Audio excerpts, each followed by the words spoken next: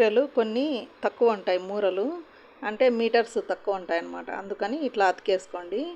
అతుకు cloth కొంచెం extra పెట్టుకోండి, చీర క్లాత్ కొంచెం తక్కువ పెట్టుకోండి. నేను చూపించినట్టు ఇట్లా కుట్టేసుకోండి. కొన్ని చీరలు అనుకోకుండా ఇట్లా వస్తాయన్నమాట, మనకు తెలియకుండానే.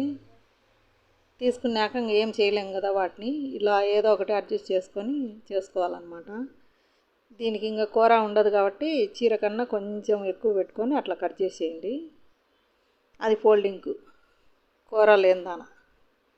తర్వాత ఇట్లా ఎక్స్ట్రా పెట్టిన క్లాత్ మాత్రమే ఇట్లా మలిచేయండి, ఫోల్డింగ్ చేయండి.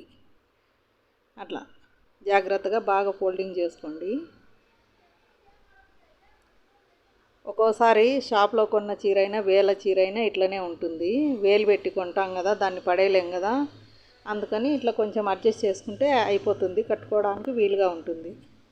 తర్వాత ఈ ఎక్స్ట్రా పెట్టినది ఇట్లా మలిపేయండి కూర వరకు. కూరకు సమానంగా మలిపేస్తే చీరలో కలిసిపోతుంది. నేను చెప్పినట్టు చేయండి, ఎక్కడ ముడతలు కానీ బుడపలు కానీ రాదు, నీట్గా ఉంటుంది.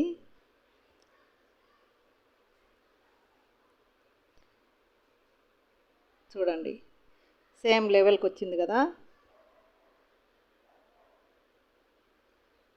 ఆ ఫోల్డింగ్ కూడా చూడండి, ఇప్పుడు కలిసిపోయినట్టుంది.